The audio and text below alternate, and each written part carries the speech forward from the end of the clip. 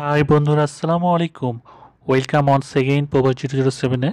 বন্ধুরা, বরাবর মতো আমি মাসুদুল করিম আরও একটি নতুন আরবি টিউটোরিয়াল ভিডিও নিয়ে আপনাদের সামনে হাজির হলাম।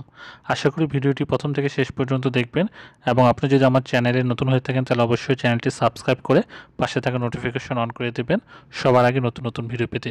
তো বন্ধুরা, চলুন আর দেরি না করে চলে যাই মূল পর্বে।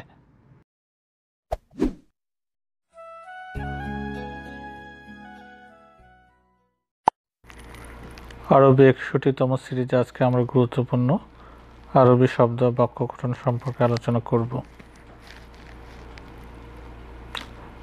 কফিল তার কর্মচারী সালামকে বলছে, সালাম আনাফি গাফেল হাগি মৌসাসা।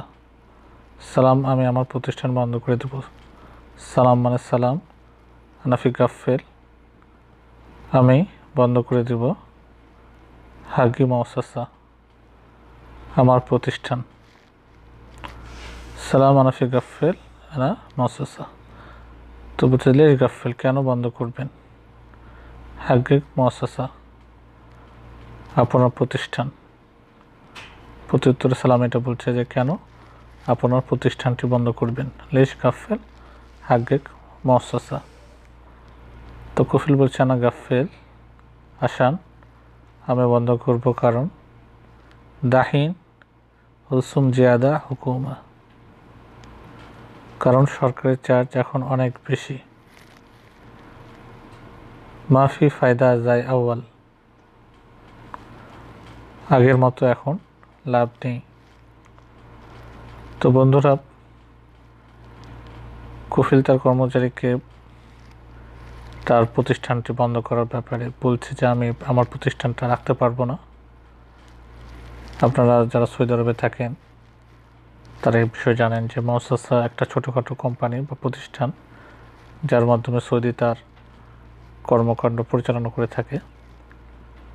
অর্থাৎ এটা একটি ছোট একটা প্রতিষ্ঠান, যেটা ছোট, যেসব কফিলের খুব বেশি আমেল নেয়, অর্থাৎ কর্মচারী নেয়, লোকবল নেয়, তারা এই প্রতিষ্ঠানটি করে থাকে মৌসাসা। আর যদি সেই মৌসাসাটা বড় হয়ে যায় তখন সেটা শরিকাতে পরিণত হয়। তো হয়তো কফিলের বেশ কয়েকজন কর্মচারী আছে, তো সে বিষয়টা তার কর্মচারী সালামকে বলছে যে আমি আমার প্রতিষ্ঠানটা বন্ধ করে দেবো। তো সালাম বলছে কেন বন্ধ করবেন? তো কফিল বলছে যে এখন আমার অনেক চার্জ দিতে হবে সরকারকে, যার কারণে আমি আমার এই প্রতিষ্ঠানটা অর্থাৎ আমার মৌসাসা আর ধরে রাখতে পারবো না।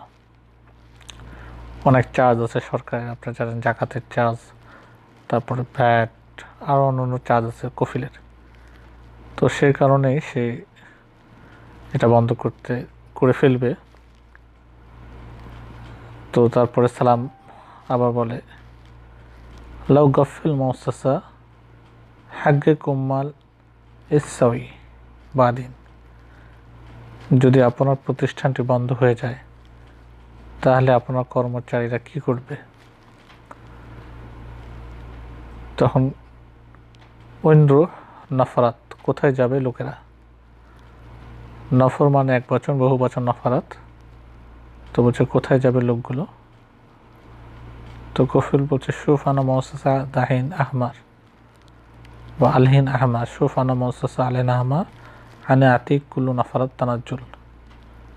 দেখো আমার প্রতিষ্ঠান এখন লাল সিগনালে আছে। আনা মানে আমি, আতিক মানে দিব, কুল্লু নফরত সব লোকজনকে, তানাজ্জুল অর্থাৎ স্থানান্তর। সৌদি আরবে যদি আপনি কোনো কোম্পানিতে কাজ করে থাকেন, সে কোম্পানির থেকে অন্য কোম্পানি যদি যাওয়া লাগে তখন কফিল অনুমতি সাপেক্ষে আপনাকে ওই কোম্পানিতে যেতে পারবেন আপনি। কফিলের অনুমতি ব্যতীত যাওয়া খুব কঠিন, যাওয়া যায় না। তবে রেড সিগন্যাল যদি হয়ে যায় আর আপনার যদি ইকামা যদি এক্সপায়ার হয়ে যায় তাহলে আপনি কফিলের ছাড়াই যে কোনো জায়গাতে ট্রান্সফার হতে পারবেন। এ বিষয়ে আমি একটা টিউটোরিয়াল অবশ্যই আপনাদেরকে দেবো আগামীতে। তো কফিল বলছে যে আনা আতিক কুল্লু নফরাত ট্রান্সফার মাহি মুশকিল, কোনো সমস্যা নেই, আমি সব লোককে ট্রান্সফার দেবো, অর্থাৎ স্থানান্তর করে দেবো অন্য যে কোনো কোম্পানি, সে যেতে পারে যেন। তো বন্ধুরা, এবার আমরা সেখানে গত পর্বে শিখেছি সাবিন, ওয়াহেদ সাবিন 71, ইতনাইন সাবিন 72। যারা নতুন তাদের জন্য অত্যন্ত গুরুত্বপূর্ণ। তালাতা সাবিন 73, আরবা সাবিন 74, খামসা সাবিন 75, 75কে আরবিতে খামসা সাবিন বলা হয়। তারপর সিত্তা সাবিন মানে 76, 76কে আরবিতে সিত্তা সাবিন বলা হয়। সাবা সাবিন অর্থাৎ 77, 77কে আরবিতে সাবা সাবিন বলা হয়। তামানিয়া সাবিন অর্থাৎ 78, 78কে আরবিতে তামানিয়া সাবিন বলা হয়। এরপর তিসা সাবিন মানে 79, 79কে আরবিতে তিসা সাবিন বলা হয়। সর্বশেষ তামানিন 80, 80কে আরবিতে তামানিন বলা হয়। তো বন্ধুরা, আজ এই পর্যন্ত। আবারও কোনো এক সময় আপনাদের সামনে নতুন ভিডিও নিয়ে হাজির হব। এ পর্যন্ত সকলে ভালো থাকুন, সুস্থ থাকুন, নিরাপদে থাকুন। আল্লাহ।